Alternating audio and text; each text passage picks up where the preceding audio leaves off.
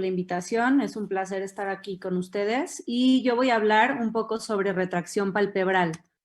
Y bueno, la retracción palpebral es un aumento en la apertura palpebral, pero hay que tomar en cuenta si es superior o inferior o de ambas, porque podríamos tener, por ejemplo, una ptosis asociada a una retracción y que tengamos una apertura normal. Entonces es un aumento de la apertura palpebral, pero tenemos que ver distancia margen reflejo superior y distancia margen reflejo inferior.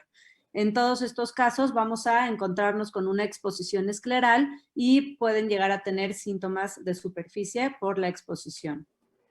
La primera causa y la más frecuente es la oftalmopatía asociada a tiroides.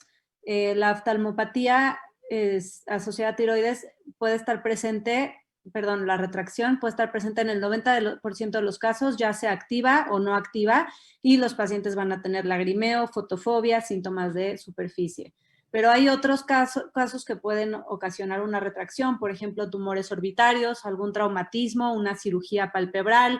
Podemos tener una pseudo retracción, por ejemplo, por una ptosis contralateral, y podemos tener también una retracción congénita, como en las fotos del lado derecho, en donde el superior es un paciente adulto que siempre ha tenido esa retracción y el paciente de abajo es un niño que también puede estar también asociado a otro tipo de malformaciones o malposiciones palpebrales.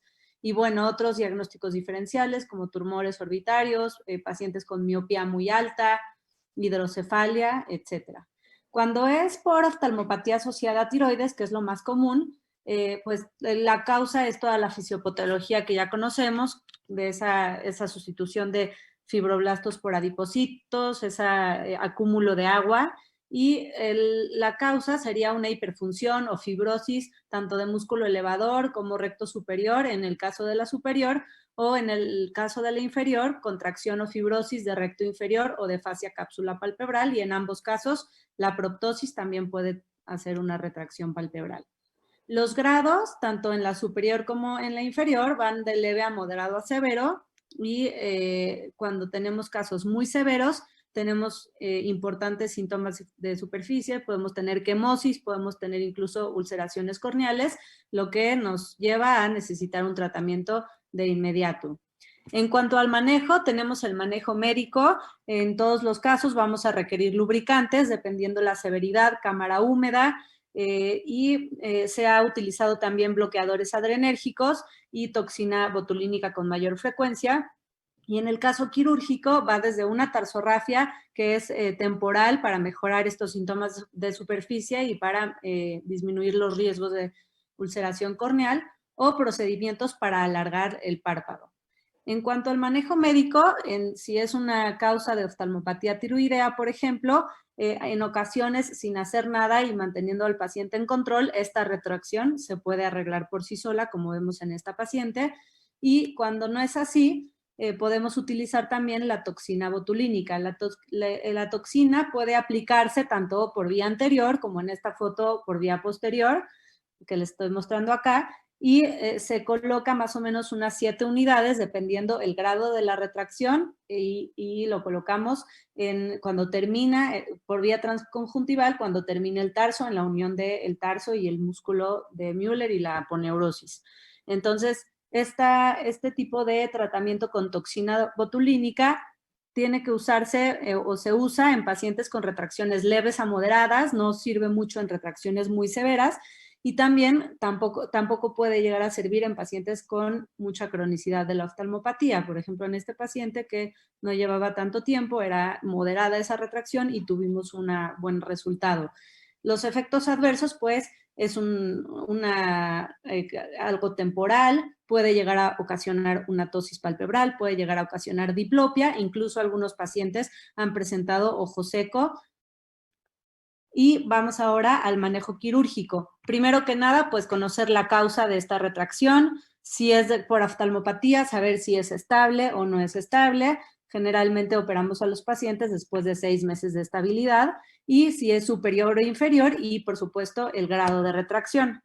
De párpado superior tenemos algunas técnicas que les voy a mostrar, y voy a empezar con la resección del músculo de Müller. El músculo de Müller es ese músculo que nace por debajo del elevador del párpado y está insertado en el tarso, en la parte superior. Y este paciente es un paciente con una retracción un poquito leve en el ojo izquierdo, entonces aquí se decidió hacer una Müllerectomía.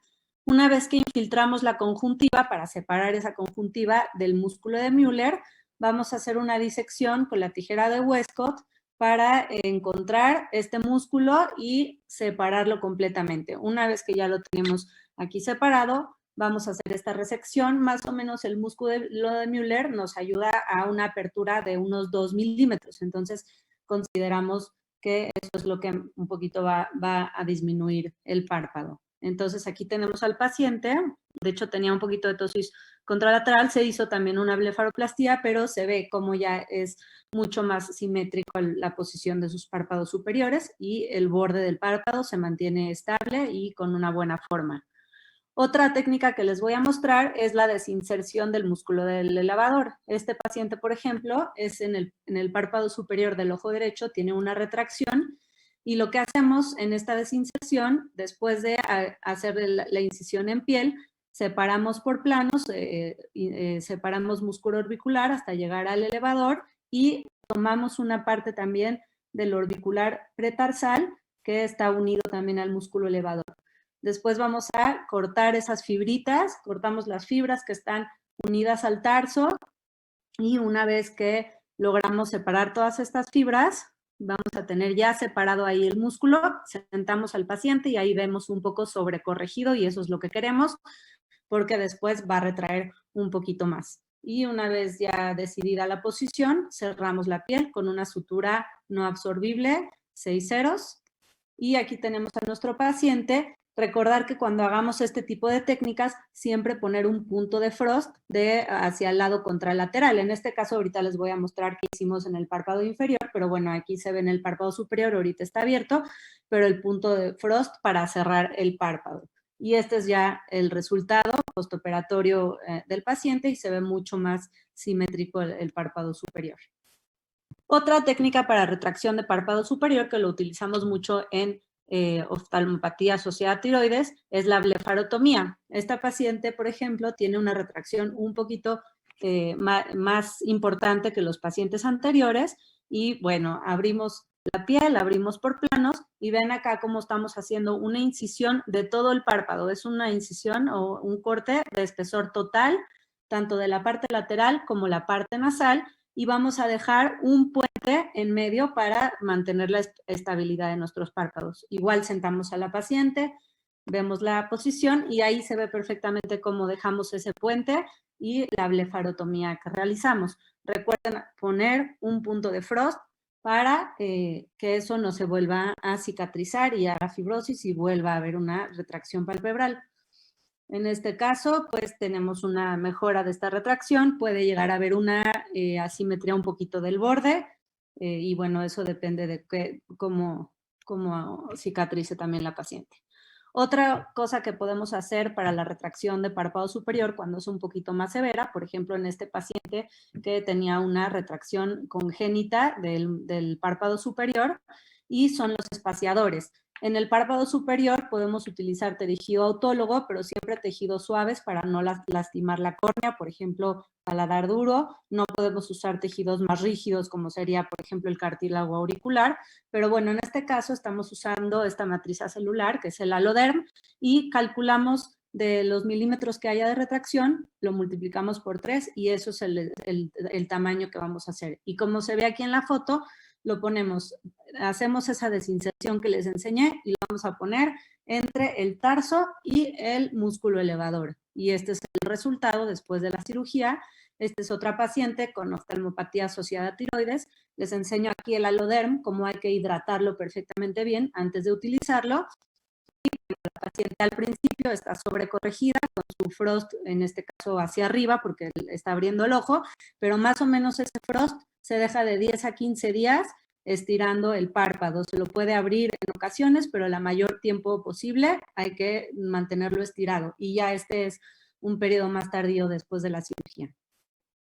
Y bueno, para párpado inferior, generalmente en estos casos sí utilizamos espaciadores en la mayoría de los casos.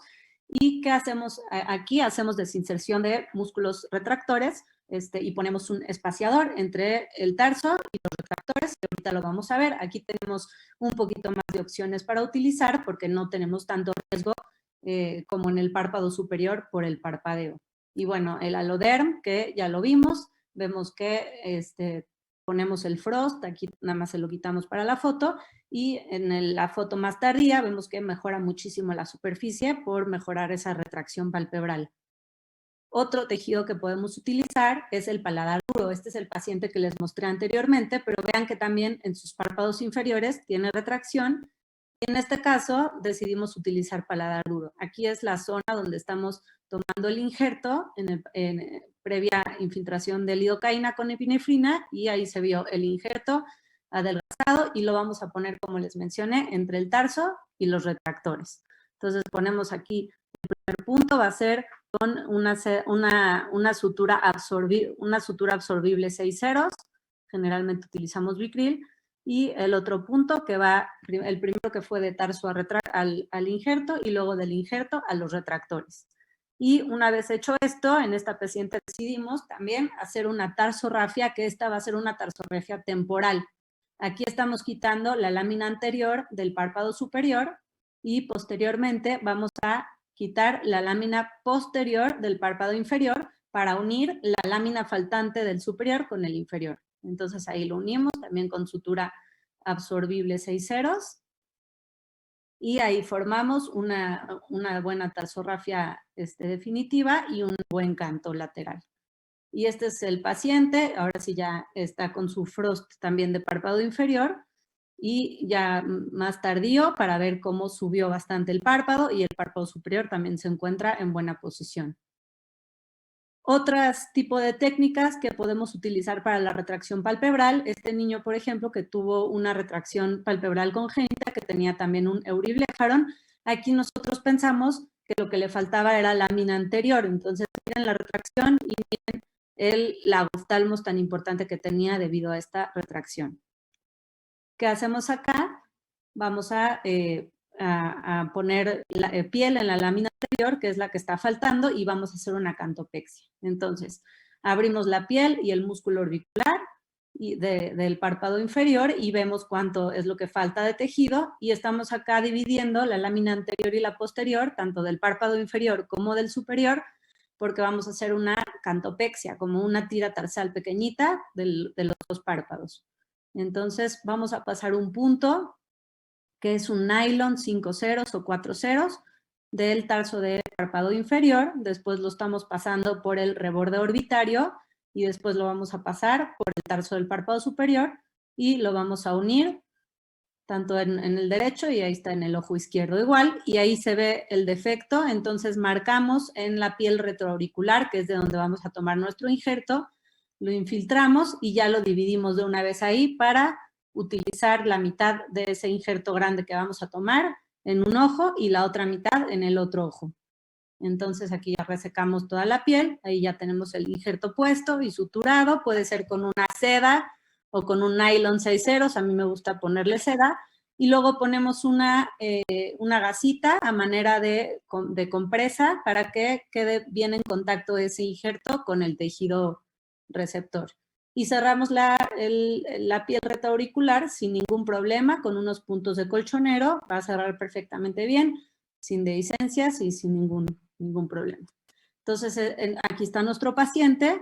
Si bien el injerto está un poquito grueso, con el tiempo va a ir adelgazando, pero mejoramos muchísimo la retracción y prácticamente ya no tiene lagoftalmos.